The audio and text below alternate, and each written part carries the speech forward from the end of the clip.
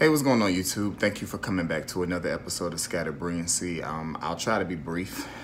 This video, I'm making sure that I don't monetize it in any way because I don't want money from this kind of video or anything. But I quickly wanted to talk about the Me Too movement and Bill Cosby. Bill Cosby, within the last few hours or so, has been sentenced to 3 to 10 years in state prison for drugging and raping a woman. I don't have her name. I haven't been following the story that closely. All I know is that there have been upwards of 60-something women who have come out and said that at some point or another they have experienced some type of sexual violation from Bill Cosby, be it that they were drugged and raped, or it's just, if you want the information, I'm not the person to get the information from. Go to CNN, go to Google, because it's free. But I wanted to talk about it really quickly because it's actually surprising and it's not surprising at the same time. It's surprising because now the Cosby Show wasn't my show. It wasn't a show that I watched or a show that I loved, but I do know that for Black people, the Cosby Show represented something special. It represented the idea of what we could be, what we could have, even though it was just a show. And I think that the struggle that a lot of people within the community have faced is separating Cliff Huxtable from Bill Cosby and understanding that they're two separate things, and one of them is fictional and the other is not. That Bill Cosby was just acting, that wasn't who he really was. And I think from that show, a lot of people believed that that's who he was. And so when all these charges and everything came out, it took people by surprise, and a lot of people didn't believe it, which I can understand. Because I think for us as normal people, we make up in our minds how we feel about these celebrities, about these people who have such a huge influence on the world through media. And we just believe that some of them can do no wrong. And the reality of the situation is no one should be put on a pedestal. No one should be put on a pedestal. What is that noise? I'm sorry, y'all. You ever been, I know it's completely off topic. You ever hear like a buzzing and it sounds like there's a bug somewhere really close? Like it sounds like it's a bee somewhere in my vicinity and it's about to sting the mess out of me. And I'm just trying to locate it before it gets me. Okay, anyway. But we have a bad habit of putting celebrities on pedestals and thinking that celebrities can do no wrong. And then when they do wrong, we're all shocked and appalled, and we don't want to believe it because we've made up in our mind how we believe these actors and these actresses and musicians and singers, how they really are in real life. When the reality of the situation is we don't know any of them outside of what they decide or what is found out about them, what they decide for us to see about them, or what is, what comes out about them. Now, as far as the Me Too movement, it's not anything I've ever talked about on my channel, just because it's more of a serious topic and I like to keep my channel a little more lighthearted.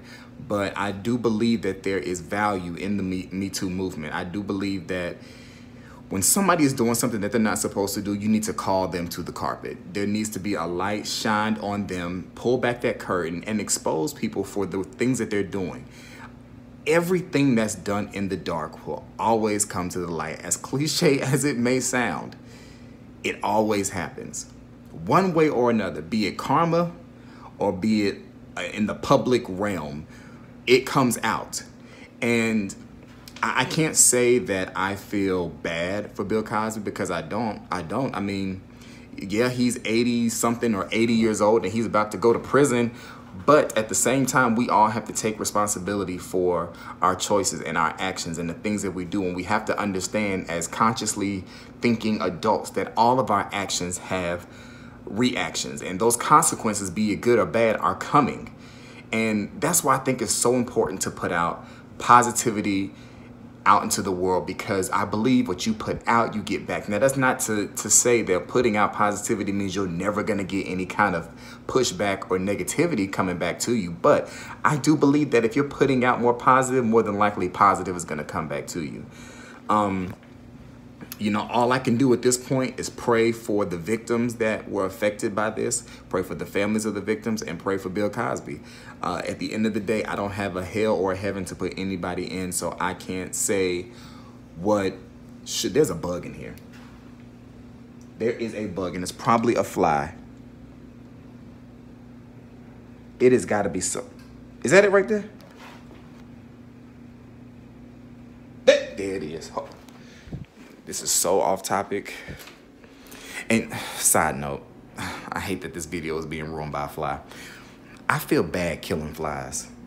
I really do. I feel like I ask for forgiveness from God every time I kill a fly, because I feel like I'm killing one of his living beings. And I just started feeling this way as an adult. But I'm about to kill this fly in my house because flies are disrespectful.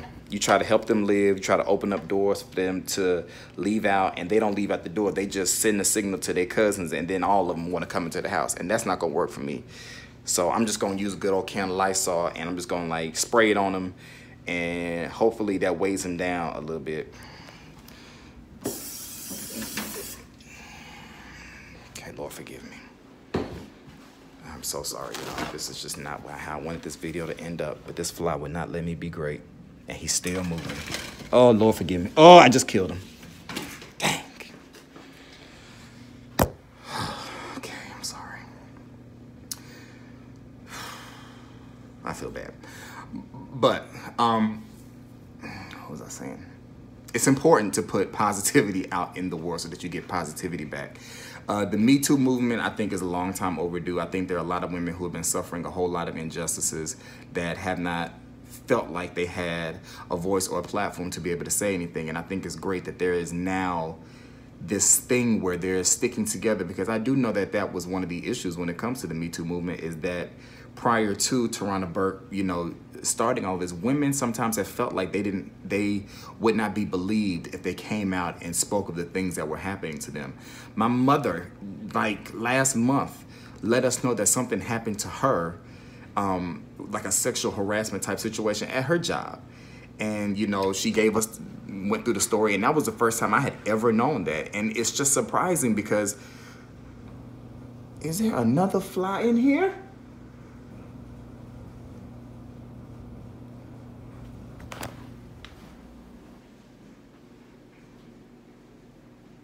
Hold on, y'all. I can't today. Okay, no, that's the dryer. Sorry.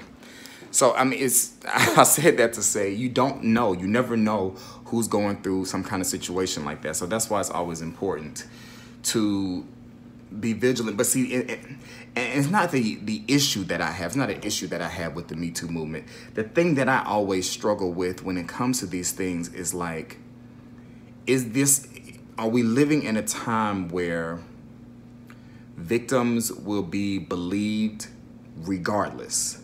You know what I mean? And because that's not to say that people aren't out here doing bad things to people, because they are.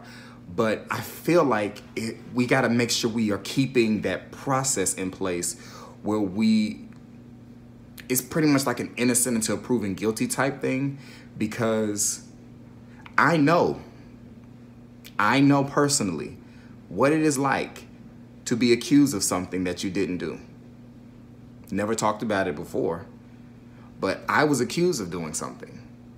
I was accused of having an inappropriate relationship with someone. That wasn't true. And I'll go ahead and put it out there because I don't have anything to be ashamed about. I had a student who started going around telling people within the school that I was working at that time that we were having some kind of inappropriate relationship. Now, I found out about this because they were telling other students, and another teacher overheard and came to me and said, hey, this is what this student is saying. You might want to get a hold on that. And I went directly to my principal at that time and said, hey, this is what I'm hearing this student is saying to other people. What do we need to do to shut this down? And, you know, and then I had to go through the process. I had to get investigated. Like that due diligence stuff had to happen so that my innocence could be proven. So I know what it's like to be falsely accused of something. And it's not comfortable. It's not fun at all. So that's the part that always makes me feel a way about the Me Too movement, is because yes, there are victims who are really going through things, but at the same time, there are people who use these as opportunities to try to seek revenge on people and tear people down, because the student's reasoning for saying what she said was that she was upset about a grade I gave her. She was upset about the grade I gave her in my class. So that was her way of getting me back. And see, and the crazy thing is, like, even with me telling that little short story that wasn't that deep, that's going to now, like, form people's opinions. Because that's the thing about being... Never mind, I'm not going to go there. But I think it's important within this conversation that we keep the process where we investigate all claims. We don't take any claim lightly, but at the exact same time, we don't throw the person who's being accused of the acts. We don't just throw them away without verifying and going through that process. Because had that not happened, I could have lost my job. I could have lost my license. You know, all of those things could have happened if they would have just ran with this girl's story. So, I mean, it sucks for the victims. It sucks for everybody affected when I think about, like, the fact that the Cosby Show was canceled. But if you don't learn anything from these kind of situations, with whether it's with Kavanaugh or whether it's with Cosby, all of your actions have consequences. And you have to be aware of the things that you're doing and who they possibly could affect. Every day I live my life. I make my choices and my actions based off of how is this going to affect me? How is this going to affect my wife, my daughter, my family, my friends, you know what I mean? You know, y'all. But how's it going to affect all of those people? I try not to put myself in any kind of compromising situations. I try not to have one-on-one time that ain't by a security camera, so you know, it can be verified. You know what I mean? It sucks that I have to think that way, but ever since that situation happened with me, I am cautious of all interactions I have with people, you know, because I don't trust that somebody won't ever try to do that again, you know? But, like I was saying, if you don't get anything out of these situations, you just got to be aware that all your actions have consequences. And just because nobody finds out today doesn't mean they're not going to find out at all. And you got to be mindful of the things that you're doing and how it's going to affect the people that you love. Because, you know, his family, his former coworkers are innocent bystanders who have been hurt in all of this. But does that make them more victims than the actual victims? No. Everybody, it's a lose-lose situation. Nobody wins in this.